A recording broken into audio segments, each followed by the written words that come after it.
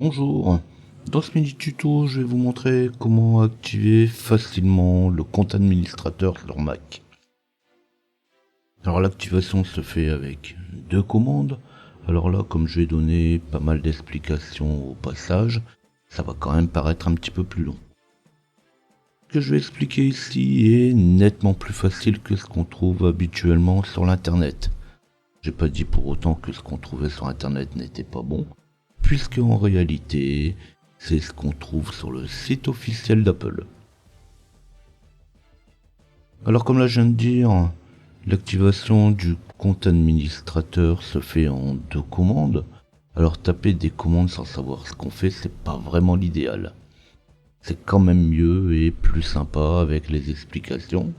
Et justement, ces explications seront un plus pour l'utilisation de votre machine.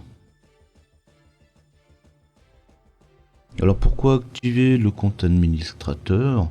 Eh bien tout simplement pour une question d'utilisation, comme par exemple exécuter des commandes ou des fonctions qui nécessitent l'accès à l'administrateur, ou même encore, plus simplement, en cas de perte de votre mot de passe.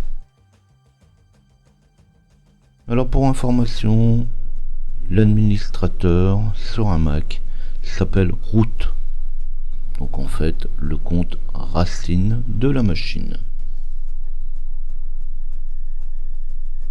Et comment on active le compte root? Eh bien tout simplement avec les deux commandes sudo su, qu'on va voir après comment ça marche, passwd.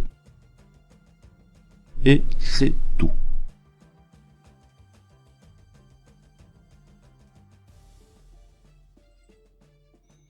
Alors comme je viens de le dire, ici je vais donner quelques commandes en plus, justement, qui vont aider dans les explications et qui pourront vous aider aussi dans certains cas.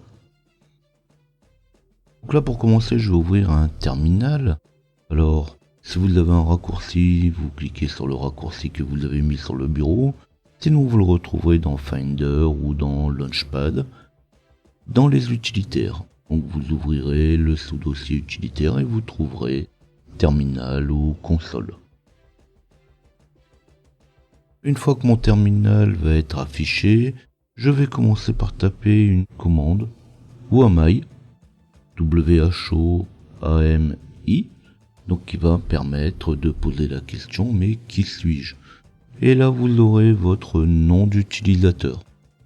Donc ça peut paraître tout bête, mais moi, par exemple, quand j'installe une machine, des fois je vais mettre LJP, des fois je vais mettre LJP Info, ou mon prénom, ou mon nom. Et puis si vous êtes au travail, vous aurez peut-être une convention de nommage différente.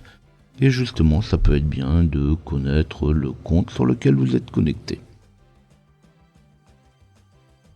Pour passer en administrateur, puisque il va falloir activer le compte administrateur et mettre un mot de passe administrateur, habituellement on tape la commande su. Donc c'est une commande qui va permettre de se connecter sur le compte root.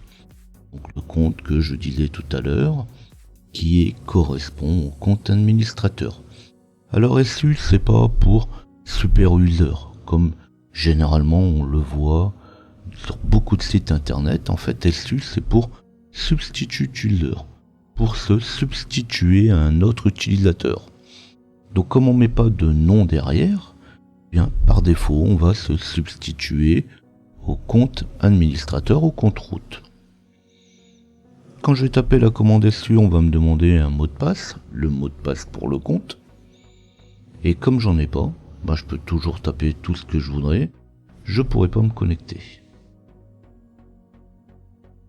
Donc comme j'ai pas de mot de passe, je vais passer par une autre commande, sudo su, sudo, donc exécuter une commande en tant qu'un autre utilisateur, et je vais exécuter la commande su que j'ai pas arrivé à taper juste avant. Et là quand je vais taper sudo su, on va me demander un mot de passe, mais là le mot de passe qui est demandé, c'est le mot de passe de l'utilisateur principal. Donc en réalité, comme le compte administrateur n'est pas activé sur un Mac, bien tout simplement le premier compte qui va être créé sur la machine aura des droits en sudo, de compte administrateur.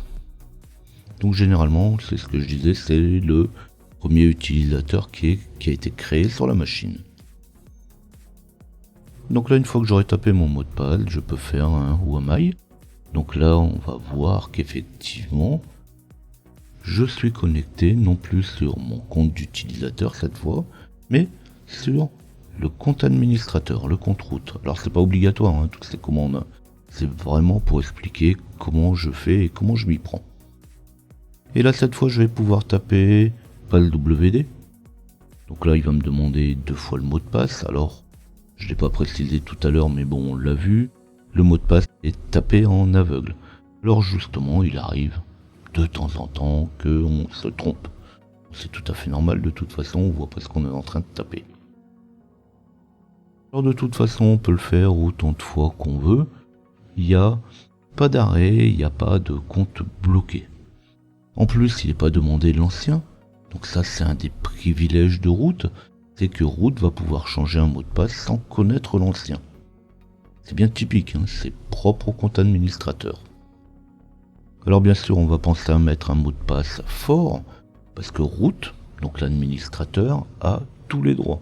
Il a même les droits de changer le mot de passe d'un autre utilisateur sans même avoir l'ancien.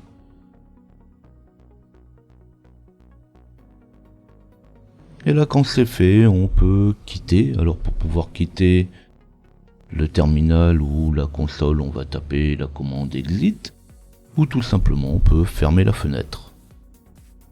Et c'est terminé, le compte administrateur est activé, et on va pouvoir justement maintenant aller vérifier qu'effectivement il est actif, et on va pouvoir se connecter sur cette nouvelle session.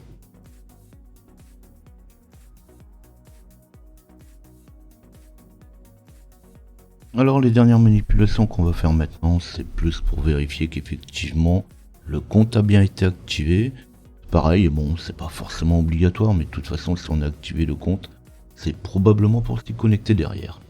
Donc je vais me déconnecter de ma session, puis me reconnecter sur le compte route.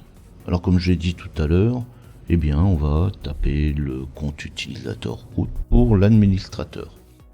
Alors là forcément c'est facile, de toute façon on connaît son mot de passe, donc il suffit de taper le mot de passe de route. Alors c'est une nouvelle session, ça va être un petit peu long, il faut préparer le bureau, il faut préparer les icônes.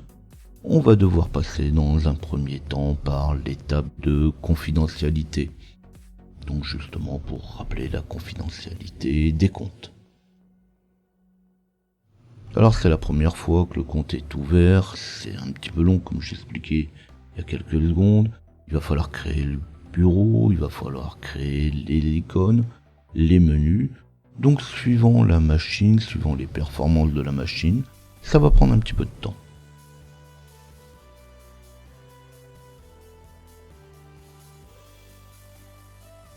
Alors c'est pareil, hein, quand on va être arrivé sur le bureau, ça va peut-être un petit peu plus long qu'à l'habitude. Alors bien sûr, c'est la première connexion, il faut enregistrer les différentes actions.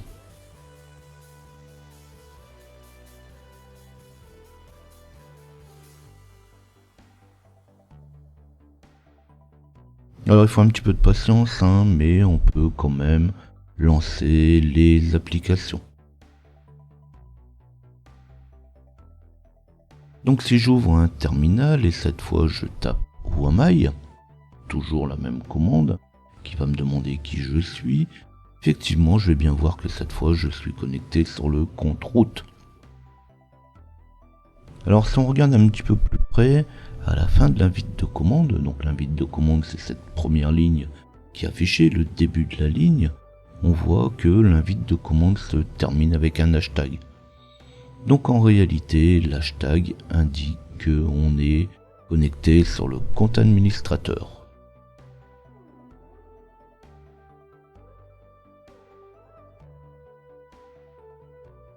Alors on pourra aussi ouvrir la fenêtre des préférences.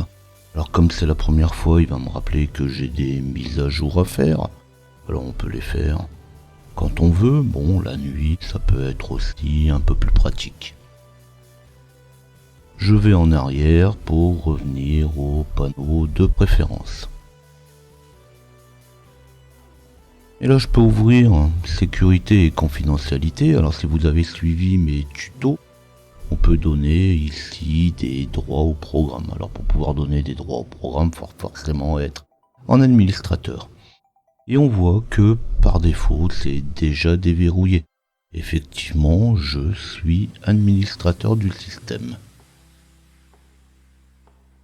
Alors, c'était un mini tuto. L'idée n'est pas d'aller plus loin. Alors le compte administrateur est toujours utile. Alors on peut trouver peut-être pratique de travailler avec le compte route parce que on n'aura pas besoin de valider en tapant des mots de passe. On a accès à tout, mais après côté sécurité, c'est loin d'être l'idéal. Alors si vous avez aimé cette vidéo, n'oubliez pas de liker. Abonnez-vous pour retrouver mes prochaines vidéos. Flashez le QR code ou tapez ljp.info dans votre navigateur si vous désirez retrouver mes autres tutos. N'hésitez pas à poser vos questions, laissez-moi vos suggestions. À bientôt.